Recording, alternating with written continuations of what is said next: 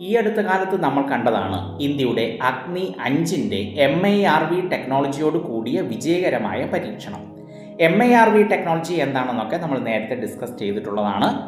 5000 കിലോമീറ്ററിലധികം ദൂരപരിധിയുള്ള മിസൈലാണ് അഗ്നി 5 മിസൈൽ. എന്നാൽ 10000 കിലോമീറ്ററിലധികം ദൂരപരിധിയുള്ള അഗ്നി 6 അല്ലെങ്കിൽ സൂര്യ എന്ന പേരിലും മറ്റും ഇന്ത്യക്ക് ഭൂഖണ്ഡാന്തര ബാലിസ്റ്റിക് മിസൈൽ ഉണ്ടെന്ന് അനൗദ്യോഗികമായ ഭാഷ്യങ്ങളും റിപ്പോർട്ടുകളും പഠനങ്ങളും ഒക്കെയുണ്ട്. എന്താണ് വാസ്തവം? ഇന്ത്യക്ക് അതിനുള്ള കഴിവുണ്ടോ?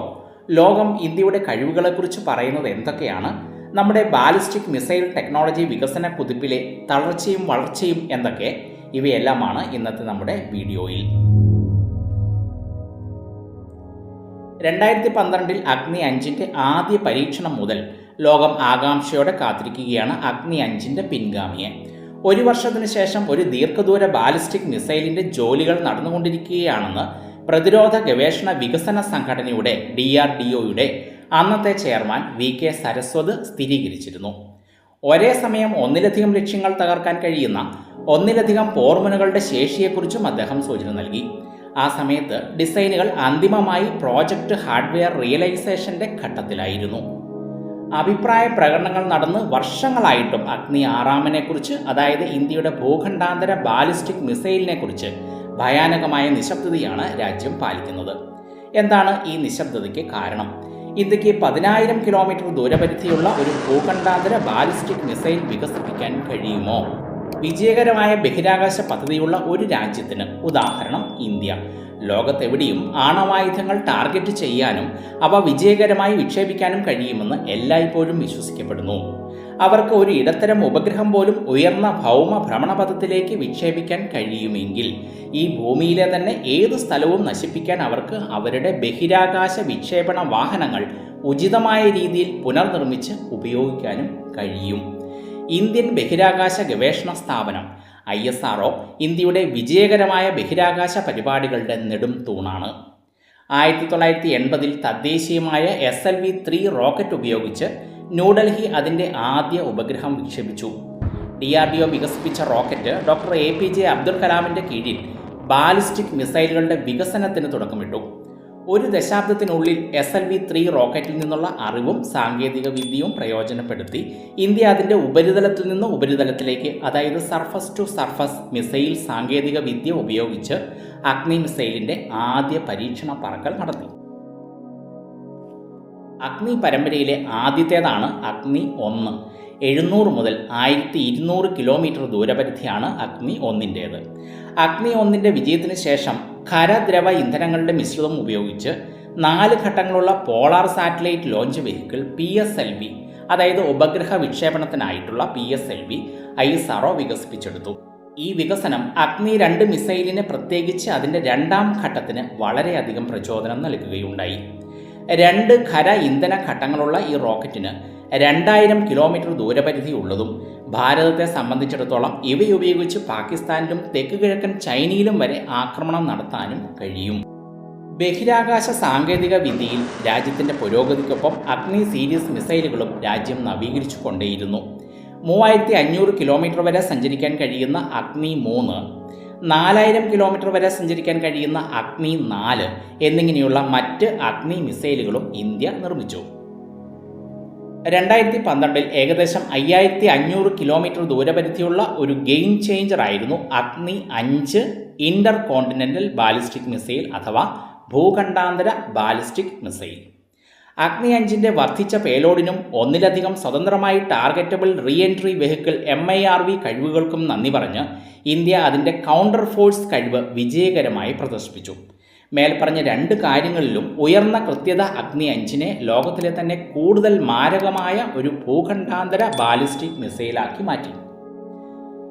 ഇത് തീർച്ചയായും നിലവിൽ ഭാരതത്തിൻ്റെ എതിരാളിയെ ലക്ഷ്യമിട്ടുള്ള ഉയർന്ന ആക്രമണശേഷികളുടെ ഒരു സന്ദേശമാണ് നൽകുന്നത്. അഗ്നി 5ൻ്റെ വിജയകരവും കൂടുതൽ കൃത്യതയോടുമായ വിക്ഷേപണത്തോടെ ആണവ ആക്രമണങ്ങളിൽ ആദ്യം ഏർപ്പെടുന്നില്ലെങ്കിലും രാജ്യത്തിൻ്റെ പ്രത്യാക്രമണ ശേഷി ഉയർന്ന തലത്തിൽ നിലനിർത്തിയതായി ഇന്ത്യ ലോകത്തിന് വ്യക്തമായ സൂചനകൾ നൽകി. അങ്ങനെ ഏതെങ്കിലും രാജ്യം ഇന്ത്യക്കെതിരെ ആണവായുധം പ്രയോഗിച്ചാൽ ഭാരതത്തിന് വിദൂരമായി ഇരുന്നു കൊണ്ട് തന്നെ വിനാശകരമായ ആണവായുധ ആക്രമണങ്ങൾ വളരെ കൃത്യതയോടെയും കൂടുതൽ കാര്യക്ഷമമായും ശത്രുരാജ്യങ്ങൾക്കുമേൽ അഗ്നി മിസൈൽ ഉപയോഗിച്ച് നടത്താൻ കഴിയും. ഇന്ത്യയുടെ അഗ്നി 5 മിസൈലിന്റെ വിജയകരമായ വിക്ഷേപണം ചൈനയുടെ രാഷ്ട്രീയ പ്രതിരോധ മേഖലയിൽ ഉണ്ടാക്കിയ തരംഗ ചലനങ്ങൾ ഇനിയും നിലച്ചിട്ടില്ല. 8000 കിലോമീറ്റർ ദൂരം വരെ ലക്ഷ്യത്തിലെത്താൻ അഗ്നി 5 മിസൈലിന് ശേഷിയുണ്ടെന്ന് ചൈനീസ് നിരീക്ഷകർ കരുതുന്നു. എന്നാൽ മിസൈലിന് 5000 കിലോമീറ്ററിലധികം ദൂരം പിന്നിടാൻ കഴിയുമെന്ന് ഇന്ത്യൻ അധികൃതരും പിന്നീട് അറിയിച്ചു. ഇന്ത്യ സ്വന്തമായി വികസിപ്പിച്ച തങ്ങളുടെ PSLVയെ ഉപഗ്രഹ വിക്ഷേപിണിയെ 1 വർഷത്തിനകം ഭൂഖണ്ഡാന്തര ബാലിസ്റ്റിക് മിസൈലാക്കി പരിവർത്തനം ചെയ്യാൻ കഴിയുമെന്ന് അമേരിക്ക റിപ്പോർട്ട് ചെയ്തിരുന്നു. റോക്കറ്റ് സാങ്കേതിക വിദ്യയിലും മറ്റും ഏറെ ദൂരം മുന്നോട്ട് പോയിട്ടുള്ള അമേരിക്കയുടെ അഭിപ്രായം എന്തായാലും തെറ്റാൻ വഴിയില്ല. ഇന്ത്യയുടെ തദ്ദേശീയമായ ബഹിരാകാശ പരിപാടികൾ കാരണം ഒരു ICBMന് ഭൂഖണ്ഡാന്തര ബാലിസ്റ്റിക് മിസൈലിന് ആവശ്യമായ മിക്ക ഘടകങ്ങളും സാങ്കേതിക പരിജ്ഞാനവും ഇതിനോടകം തന്നെ ഇന്ത്യയിൽ ലഭ്യമായി എന്നതാണ് വസ്തുത. 10,000 കിലോമീറ്ററിൽ കൂടുതൽ ദൂരത്തിലുള്ള ലക്ഷ്യങ്ങളെ ആക്രമിക്കാൻ കഴിയുന്ന ഒരു ICBM ഭൂഖണ്ഡാന്തര ബാലിസ്റ്റിക് മിസൈൽ വികസിപ്പിക്കാൻ സംഘടനയ്ക്ക് കഴിയുമെന്ന് 2018 DRDO മേധാവി ഡോക്ടർ ക്രിസ്റ്റഫർ പ്രസ്താവിക്കുകയുണ്ടായി.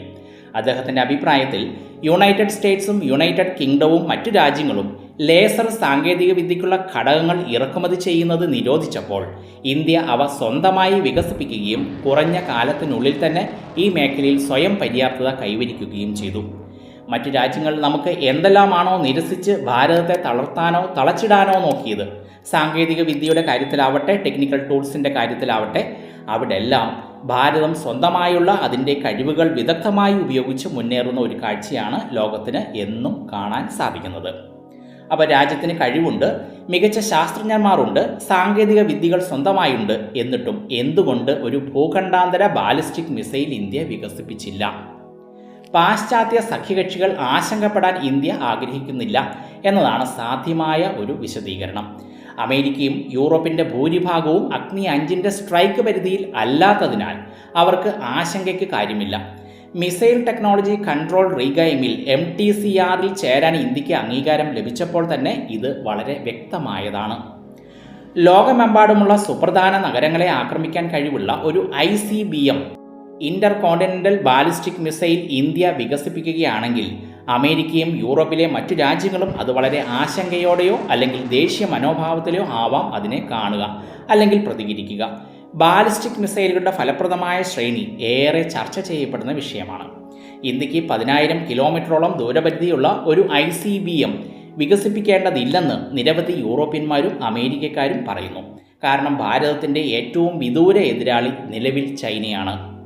ചൈനയെ ആക്രമിക്കുന്നതിന് നമ്മുടെ നിലവിലുള്ള മിസൈൽ ശേഷി കണക്കിലെടുക്കുമ്പോൾ അത് മതിയാവുന്നതുമാണ്. അഗ്നി 6നെയും അതിൻ്റെ 10,000 കിലോമീറ്ററിലധികം റേഞ്ചിനെയും ഇന്ത്യ ഔദ്യോഗികമായി തന്നെ അംഗീകരിക്കുകയാണെങ്കിൽ US-ഉം യൂറോപ്യൻ രാജ്യങ്ങളും വരെ അതിൻ്റെ പരിധിയിൽ വരും. എങ്കിലും ഒരു രാജ്യത്തെ സംബന്ധിച്ചിടത്തോളം ഇന്നത്തെ അതിൻ്റെ സുഹൃത്തുക്കൾ നാളെ ശത്രുക്കളായോ ശത്രുരാജ്യത്തെ സഹായിക്കുന്നവരായോ മാറിക്കൂടായികയില്ല. അതിനാൽ ഇപ്പോൾ ഏറെ വിദൂരത്തിരിക്കുന്ന രാജ്യങ്ങൾക്കെതിരെയും നമ്മൾ കരുതിയിരിക്കുക തന്നെ വേണം എന്നത് ഒരു ഗുണപാഠം മാത്രമാണ്. 10,000 കിലോമീറ്ററുകൾക്കപ്പുറം ശേഷിയുള്ള ബാലിസ്റ്റിക് മിസൈലുകൾ വികസിപ്പിക്കാൻ ലോകം ചൈനയെ അനുവദിച്ചിട്ടുണ്ടെങ്കിൽ അതിൻ്റെ അയൽരാജ്യമായ ഭാരതത്തെ അതിൽ നിന്നും പിന്തിരിപ്പിക്കാൻ മറ്റ് രാജ്യങ്ങൾക്ക് ഒരു കാര്യവുമില്ലെന്ന് ഇന്ത്യയിൽ പലരും വാദിക്കുന്നു. 2012 അഗ്നി 5 മിസൈൽ വിക്ഷേപിച്ചതു മുതൽ ഉപഗ്രഹ വേധ മിസൈൽ പരീക്ഷിക്കാൻ ഇന്ത്യക്ക് കഴിയുമായിരുന്നു. എന്നാൽ 2019 ഇന്ത്യ ഇത് പരീക്ഷിച്ചത്. 2019 പോലും ഇന്ത്യയുടെ സാറ്റലൈറ്റ് വേധ മിസൈൽ അന്തരീക്ഷത്തിൽ ഭൂമിക്ക് ചുറ്റും കറങ്ങുന്ന ഉപഗ്രഹത്തെ ടാർഗറ്റ് ചെയ്യുന്ന സാറ്റലൈറ്റ് വേധ മിസൈൽ ലോകത്തെ അമ്പരപ്പിച്ചു. റഷ്യയും US-ഉം മാത്രം നമ്മുടെ രാജ്യത്തിന് പിന്നിൽ നിലയുറപ്പിച്ചു. ബഹിരാകാശ ഭീഷണിയെക്കുറിച്ച് സർക്കാർ ആശങ്കാകുലരായതിനാൽ മാത്രമാണ് ഇന്ത്യ ആൻറ്റി സാറ്റലൈറ്റ് ആയുധ പരീക്ഷണം നടത്തിയതെന്ന് US പെൻറ്റഗൺ അതിൻ്റെ സെനറ്റ് ആംഡ് സർവീസസ് കമ്മിറ്റിയോട് പറഞ്ഞു. ആയുധം പരീക്ഷിക്കാൻ ഇന്ത്യക്ക് അനുയോജ്യമായ സമയമായിരുന്നു അത്. അതിനാൽ അത് ഇന്ത്യയുടെ അമേരിക്കൻ യൂറോപ്യൻ സഖ്യകക്ഷികളെ ഞെട്ടിച്ചില്ല. മിക്കവാറും അഗ്നി 6നും നേരിടുന്നത് ഇതേ പ്രതിസന്ധി തന്നെ ആയിരിക്കാം. സാങ്കേതികത്വത്തെക്കാൾ കൂടുതലായി രാജ്യാന്തര സാമ്പത്തിക വ്യാവസായിക നയതന്ത്ര തല ബന്ധങ്ങളാണ് ഇന്ത്യയെ അതിൻ്റെ ഭൂഖണ്ഡാന്തര ബാലിസ്റ്റിക് മിസൈലിൻ്റെ പരീക്ഷണത്തിൽ നിന്ന് തടയുന്നത്. അഗ്നി 6ന് സൂര്യൻ എന്നീ കോഡുനാമം ഉണ്ടെന്ന് വിശ്വസിക്കപ്പെടുന്നു. IIT കാൺപൂരിലെ ഒരു എക്സിബിഷനിൽ ഇത് പ്രദർശിപ്പിച്ചിരുന്നു. ഈ പ്രദർശനം അഗ്നി 6 എന്ന ഭൂഖണ്ഡാന്തര ബാലിസ്റ്റിക് മിസൈലിൻ്റെ അസ്തിത്വം തെളിയിക്കുന്നു. ഈ പ്രോഗ്രാം ഉണ്ടെന്ന് DRDO ശാസ്ത്രജ്ഞർ ഒരിക്കലും നിഷേധിച്ചിട്ടില്ല. 10,000-ലധികം റേഞ്ചുള്ള ഒരു ICBM ഇന്ത്യയിൽ ഉണ്ടെന്ന് നമുക്ക് അനുമാനിക്കാം. എന്നിരുന്നാലും അഗ്നി 6 ഇന്ത്യ എപ്പോൾ പരീക്ഷിക്കും എന്നതാണ് വലിയ ചോദ്യം. അടുത്ത 3 വർഷത്തിനുള്ളിൽ അത് ഉണ്ടാകുമോ? കാത്തിരുന്ന് തന്നെ കാണണം.